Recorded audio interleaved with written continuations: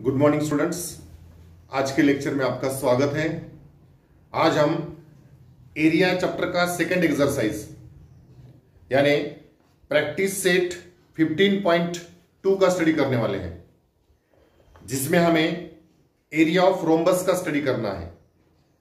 पिछले लेक्चर में हमने 15.1 का स्टडी किया था, जिसमें हमने एरिया ऑफ पैरेललोग्राम का स्टडी किया था और उसमें हमने area of parallelogram equal to base into height ये फॉर्मूला यूज किया था।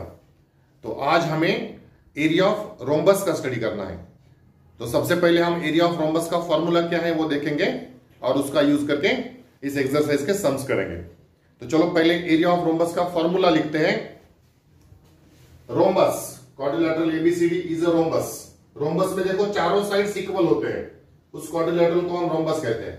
तो इसका एरिया फाइंड करने के लिए हमें डायगोनल्स की जरूरत होती है। ये जो रोम्बस एबीसीडी है, इसमें एसी एक डायगोनल है और बीडी दूसरा डायगोनल है। तो ये डायगोनल्स का यूज करके हम एरिया ऑफ रोम्बस फाइंड करते हैं। एरिया ऑफ रोम्बस का फॉर्मूला है area of rhombus equal to half into product of diagonals. तो दो डायगोनल्स होते हैं, यानी area of rhombus equal to हम कह सकते हैं area of rhombus equal to half into D1 into D2। D1 यानी फर्स्ट डायगोनल एंड D2 यानी सेकेंड डायगोनल। तो इस तरह से दोनों डायगोनल्स का यूज करके हम एरिया ऑफ रोम्बस फाइंड कर सकते हैं। तो इसमें भी हमें अलग अलग टाइप्स के सम्स एग्जाम में आ सकते हैं। जैसे कि सपोज आपको दोनों डायगोनल्स का लेंथ दिया, तो एरिया फाइंड करने के लिए आपको एग्जाम में आ सकता है find area by using two diagonals. या दूसरे टाइप का सम एरिया देंगे और दोनों डायगोनल्स में से एक डायगोनल का लेंथ देंगे और दूसरा डायगोनल फाइंड करने के लिए हमें बोल सकते हैं, यानी फाइंड अदर डायगोनल। एक डायगोनल और एरिया का यूज करके अदर डायगोनल फाइंड करने के लिए भी हमें एग्जाम में सम आ सकता है। या और भी थोड़ा find the perimeter of that rhombus, इस तरह के भी सम्स आ सकते हैं। फिर उसमें डायगोनल्स की प्रॉपर्टी हमको यूज करनी पड़ेगी। ये डायगोनल्स की प्रॉपर्टी क्या होती है? This diagonals of rhombus are perpendicular bisectors of each other. यानी ये दोनों डायगोनल्स एक दूसरे को परपेंडिकुलर होते हैं, यानी यहां पर ये जो एंगल्स बनते हैं ये सभी 90 डिग्री के एंगल्स बनते हैं और ये दोनों डायगोनल्स एक दूसरे को बाइसेक्ट करते हैं। यानी अगर एसी डायगोनल का लेंथ 10 है तो ये दोनों डिस्टेंस 5-5 के बन जाते हैं, इक्वल बन जाते हैं। और पर सपोज ये बीडी डायगोनल का लेंथ 16 है तो ये दोनों उसके हाफ ऑफ पार्ट बन जाते हैं, यानी 8-8 बन जाते हैं। तो इस तरह से these diagonals are perpendicular bisectors of each other। ये भी नॉलेज हमें कभी कभी सम्स सॉल्व करते समय काम आएगा। तो सबसे पहले तो मेन बात एरिया ऑफ रोम्बस का फॉर्मूला हमें याद रखना है। Area of rhombus equal to 1/2 into product of diagonals, that is area of rhombus equal to 1/2 into one diagonal into other diagonal. तो इस तरह से ये फॉर्मूला यूज करके हम सम्स करेंगे। और कभी कभी ये डायगोनल्स की जो प्रॉपर्टी मैंने आपको बताई, diagonals are perpendicular bisectors of each other, इसका भी यूज करके हमें सम सॉल्व करने पड़ सकते हैं। तो चलो अभी हम सम्स 1 बाय 1 शुरू करते हैं। चलो अभी प्रैक्टिस सेट 15.2 के सम्स शुरू करते हैं। Question 1 is length of the diagonals of a rhombus are 15 centimeter and 24 centimeter, find its area. तो देखो इस क्वेश्चन में क्या दिया है हमें, रोम्बस के दोनों डायगोनल्स का लेंथ दिया है। एक डायगोनल 15 है, दूसरा डायगोनल 24 है और दोनों डायगोनल्स का लेंथ का यूज करके हमें उस रोम्बस का एरिया निकालना है। तो सिंपल समय हम फॉर्मूला यूज करेंगे तो एरिया मिल जाएगा। चलो आंसर लिखते हैं। सबसे पहले आंसर में लिखेंगे given for the rhombus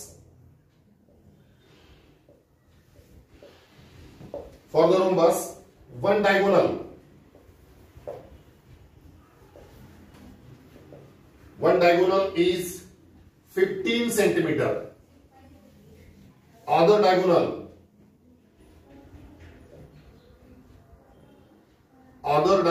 is 24 centimetre. दोनों डायगोनल्स हमें दिए हैं और रोम्बस का एरिया फाइंड करना है। तो to find area area of rhombus. तो सिंपल एरिया ऑफ रोम्बस का फॉर्मूला यूज करेंगे और हमें एरिया ऑफ रोम्बस मिल जाएगा। Answer, area of rhombus is equal to 1/2 into product of diagonals. Area of rhombus equal to 1/2 into product of diagonals, and that is equal to 1/2 into one diagonal d1 into other diagonal d2. That is equal to half into d1 and one diagonal 15 into d2 and other diagonal 24. अब ये denominator में जो 2 है इससे 24 को divide करेंगे। 2 1s are 2, 2 1s are 2, 2 2s are 4, and therefore remaining is 15 into 12, and that is equal to 15 into 12 का multiplication आएगा 15 से मल्टीप्लाई करेंगे। 15 2s are 30, carry 3, 15 1s are 15 plus 3 18, so answer आ गया 180। so this is the area of rhombus, and therefore area of rhombus equal to 180 square centimeter. Area is always measured in square units. चलो अभी question 2 करते हैं। Question 2 is lengths of the diagonals of a rhombus are 16.5 centimeter and 14.2 centimeter. Find its area. तो देखो second example में भी हमें दोनों डायगोनल्स दिए हैं और एरिया ऑफ रोम्बस फाइंड करना है। तो पहले एग्जांपल जैसा ही यहां पर भी करना होगा, ओनली यहां पर जो डायगोनल्स दिए हैं वो डेसिमल फॉर्म में दिए, तो मल्टीप्लिकेशन हमें केयरफुली करना होगा। चलो आंसर लिखते हैं। Example number 2, given for the rhombus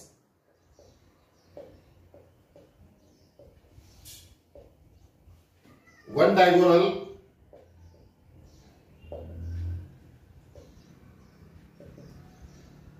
that is 16.5 centimeter. Other diagonal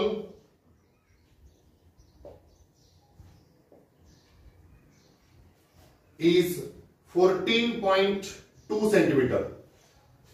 और हमें फाइंड करना है area of rhombus. To find area of rhombus, तो सिंपल फॉर्मूला यूज करेंगे। Area of rhombus equal to 1/2 into product of diagonals और area निकालेंगे। Answer,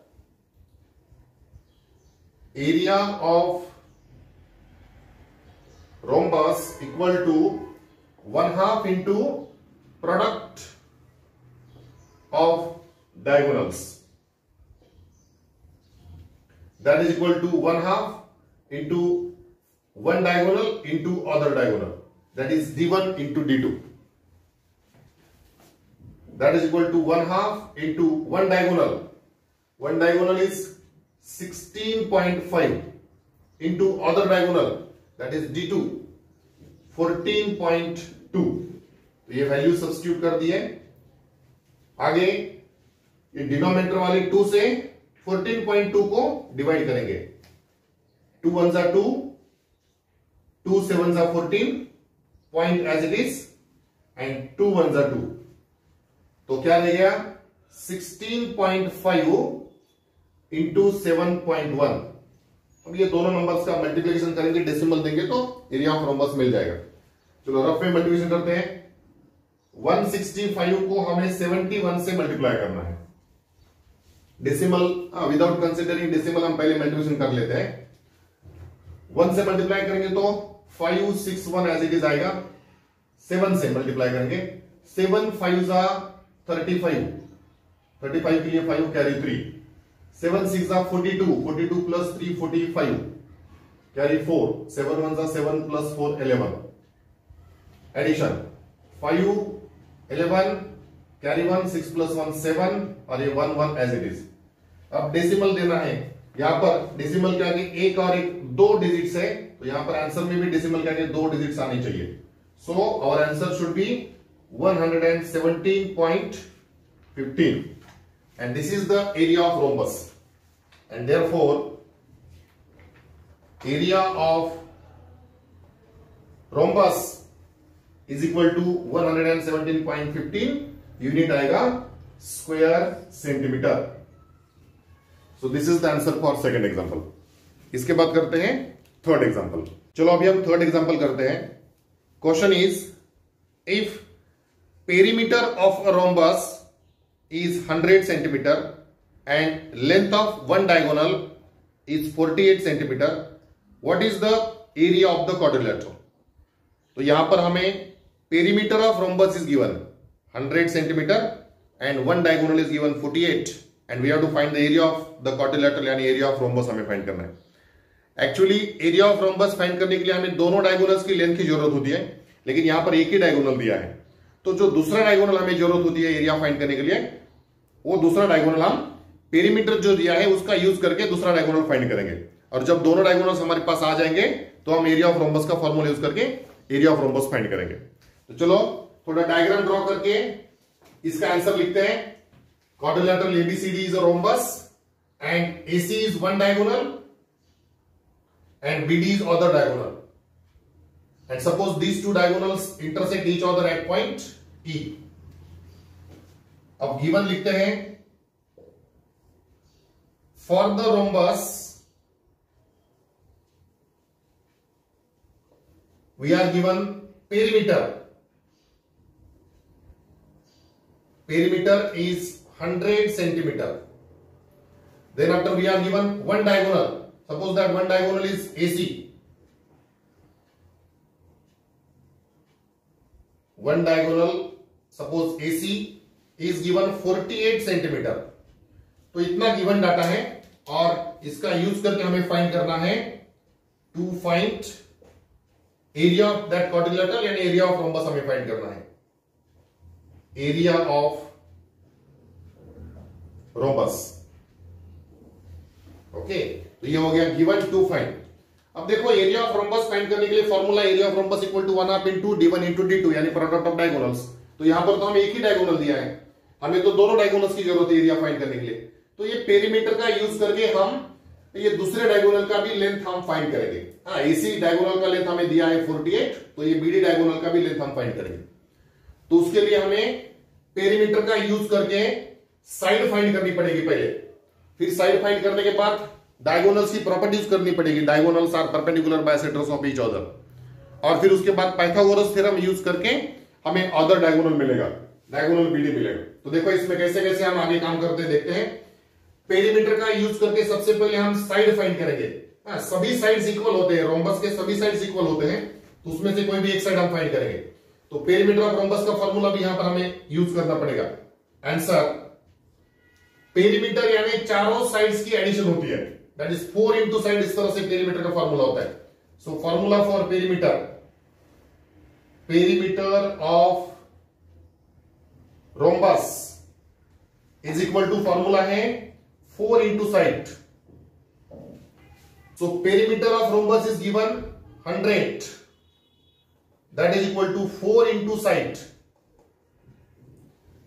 सो फिर 100 ये 4 LHS में ट्रांसफर करो तो डिवाइड में आ जाएंगे, that is equal to side.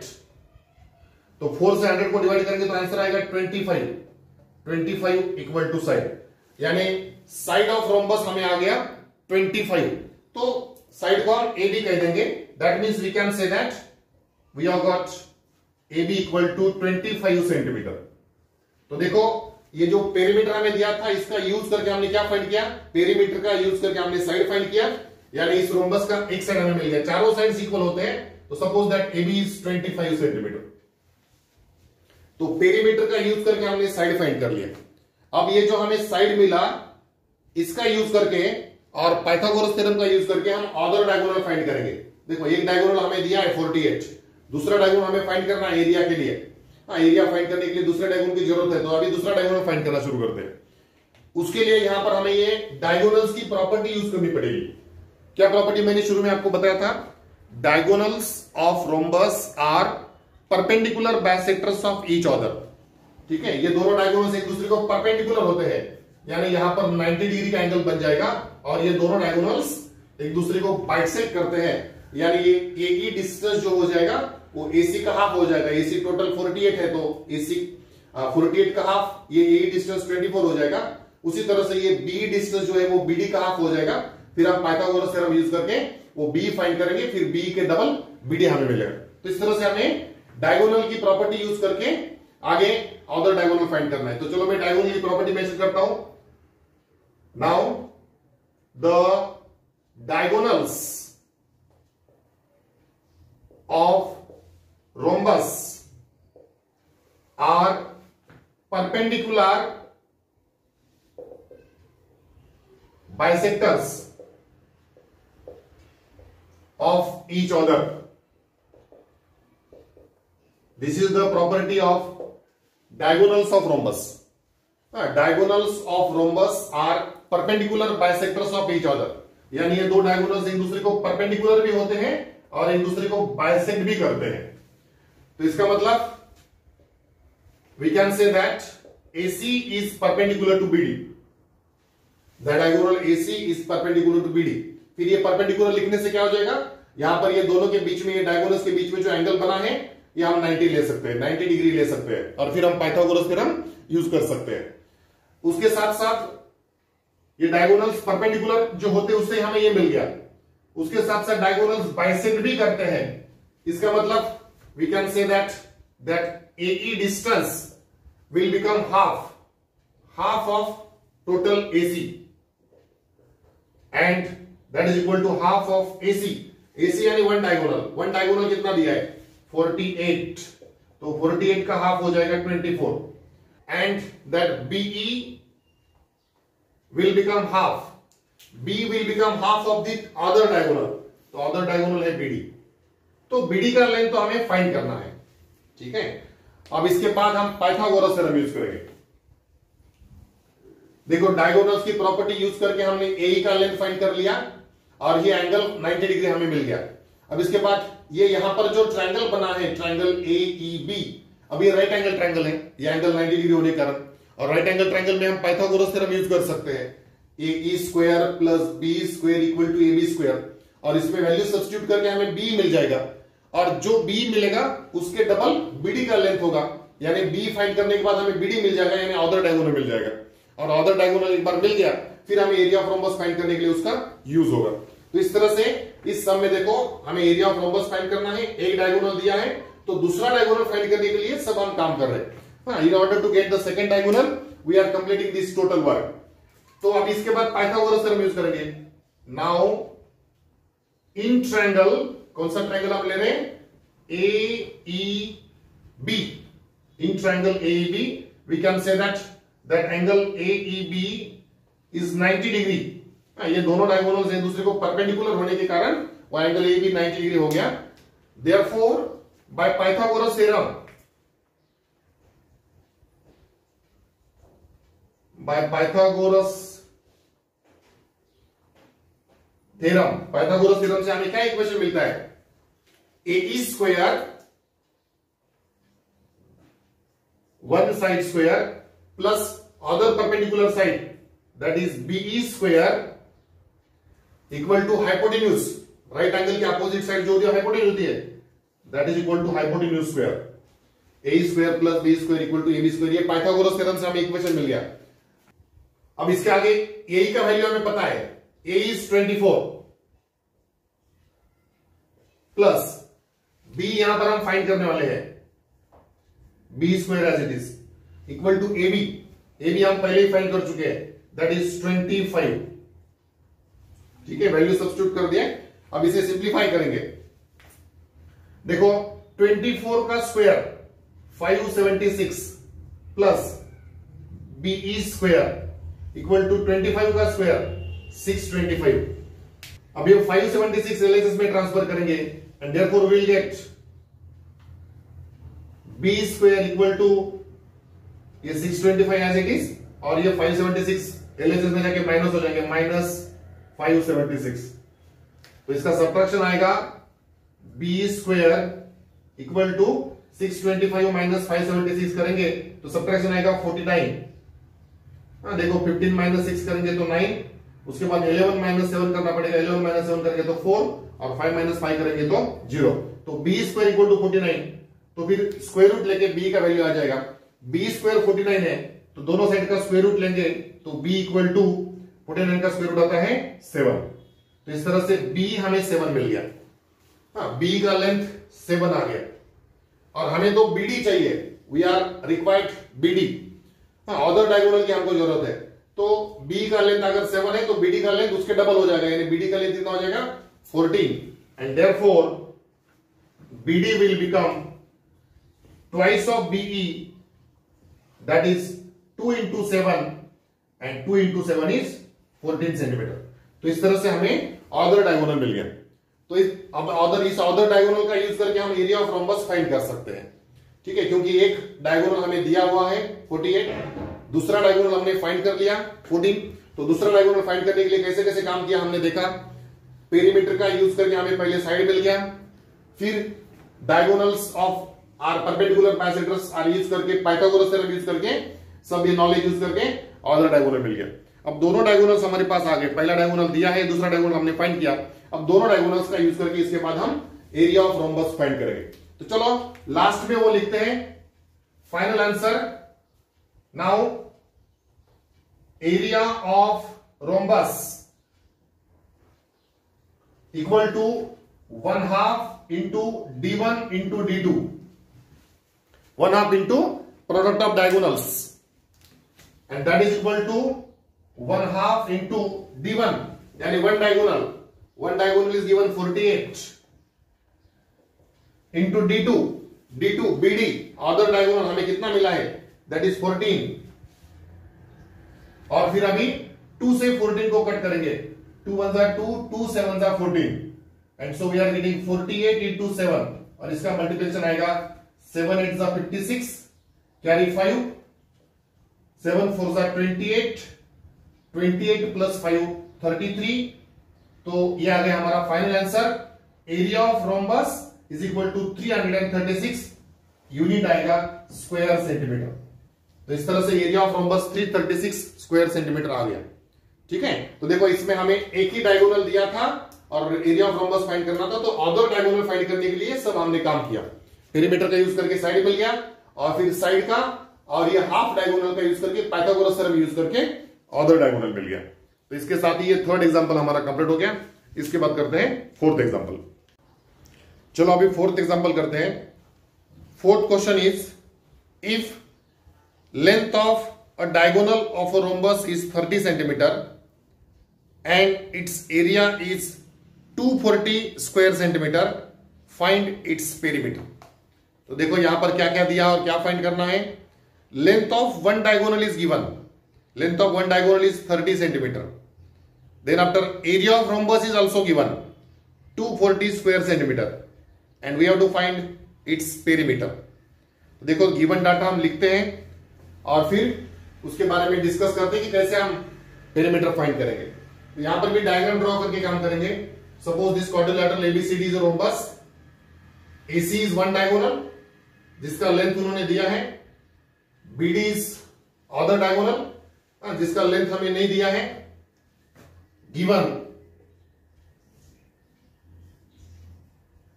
For the rhombus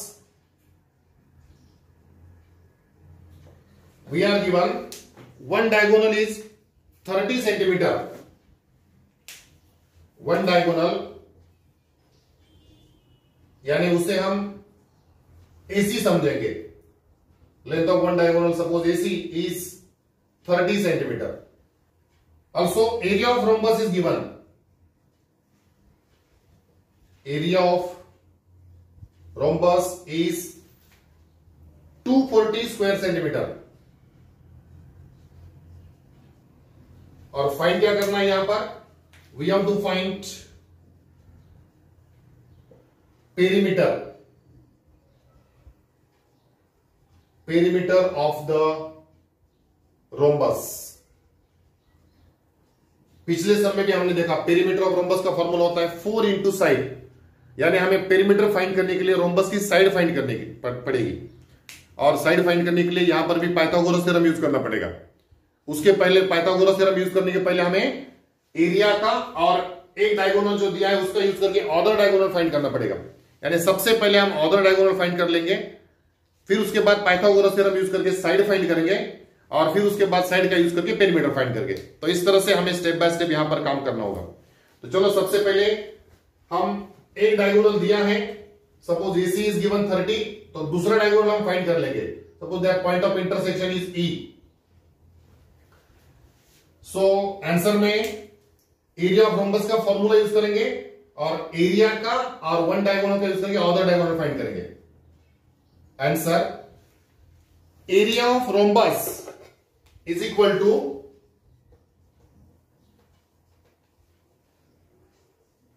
area of rhombus equal to 1/2 into product of diagonals.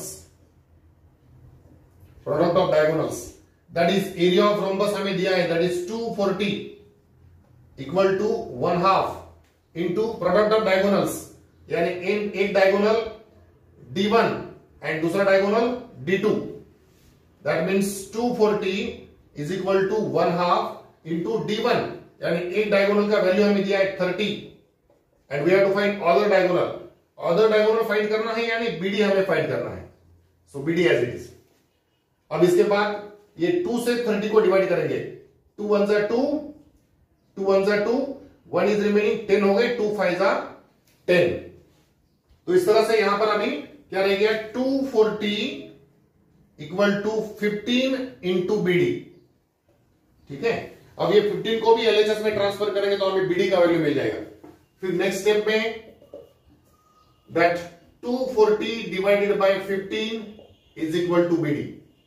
ये 15 को LHS में ट्रांसफर कर दिया।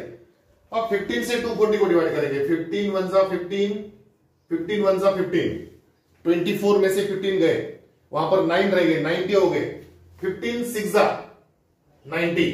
इसका मतलब BD इक्वल टू हमें मिल गया 16 सेंटीमीटर, यानी ये अदर डायगोनल हमें मिल गया 16 सेंटीमीटर। ठीक है, देखो एक डायगोनल हमें 30 था और दूसरा डायगोनल 16 मिल गया। अब इसके बाद हमें पता है ये जो डायगोनल्स है वो एक दूसरे को परपेंडिकुलर बाइसेक्टर होते हैं, यानी परपेंडिकुलर भी होती है और बाइसेक्ट भी करते हैं। तो ये डायगोनल 30 है टोटल, तो उसका हाफ कितना हो जाएगा, AE कितना हो जाएगा, 30 का हाफ, यानी ये 15 हो जाएगा। और ये दूसरा डायगोनल 16 आया है तो उसका हाफ यानी BE कितना हो जाएगा, 8, 16 का हाफ 8 हो जाएगा। तो इस तरह से ये A डिस्टेंस हमें मिल गया 15, ये पहले डायगोनल का हाफ डिस्टेंस। फिर उसके बाद B डिस्टेंस मिल गया, ये जो दूसरा डायगोनल था उसका हाफ डिस्टेंस। और उसके साथ साथ यहां पर जो एंगल होता है वो कितने डिग्री का होता है, 90 डिग्री का, क्योंकि डायगोनल्स की प्रॉपर्टी क्या है, diagonals are perpendicular bisectors of each other. तो ये डायगोनल्स एक दूसरे को परपेंडिकुलर होते हैं, यहां पर 90 डिग्री एंगल बन जाएगा। और फिर पाइथागोरस थ्योरम अब इसके बाद हम यूज करेंगे, और फिर ये पाइथागोरस थ्योरम यूज करके AB मिल जाएगा, यानी साइड ऑफ दैट रोम्बस मिल जाएगा। और फिर साइड का यूज करके हम पेरीमीटर फाइंड करेंगे, क्योंकि पेरीमीटर का फॉर्मूला क्या है, 4 इंटू साइड। जब साइड आ जाएगा तो पेरीमीटर भी हमें मिल जाएगा। तो उसके पहले हमें पाइथागोरस थ्योरम यूज करने के लिए डायगोनल्स की प्रॉपर्टी मेंशन करनी पड़ेगी। Now the diagonals of rhombus are perpendicular bisectors of each other. Perpendicular bisectors of each other. So this is the property of diagonals of rhombus, and therefore we can say that diagonal AC is perpendicular to BD. AC is perpendicular to BD, तो यहां पर 90 degree angle हो जाएगा। And that AE, this AE distance will become half of AC, and that is equal to half of AC. Total AC कितना है, one diagonal is 30, तो 30 का half हो जाएगा 15। तो इस तरह से AE 15 कैसे आ गया उसका एक्सप्लेनेशन लिख दिया। उसके बाद BE will become half of this other diagonal BD, that is equal to half of, ये other diagonal BD हमने फाइंड किया, कितना है 16 और 16 का हाफ हो जाएगा 8 सेंटीमीटर। तो इस तरह से ए और बी कैसे मिल गया उसका एक्सप्लेनेशन लिख दिया। अब इसके बाद पाइथागोरस थ्योरम यूज करेंगे। नाउ इन ट्रायंगल AEB में पाइथागोरस थ्योरम यूज करना है। In triangle AEB, that angle AEB is 90 degree, therefore by Pythagoras theorem,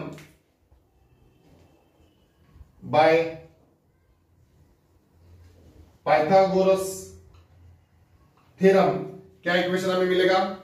AB square hypotenuse square is equal to one side square that is AE square plus other side square BE square. तो ये Pythagoras theorem use करने से और ये ए और B का value use करने से हमें ए बी का वैल्यू मिल जाएगा। सो आगे लिखते हैं, ए का वैल्यू कितना मिला है? AE इज 15, तो यहां पर हमें मिला है 15 उसका स्क्वायर प्लस BE इज 8 और 15 का स्क्वायर 225 प्लस 8 का स्क्वायर 64।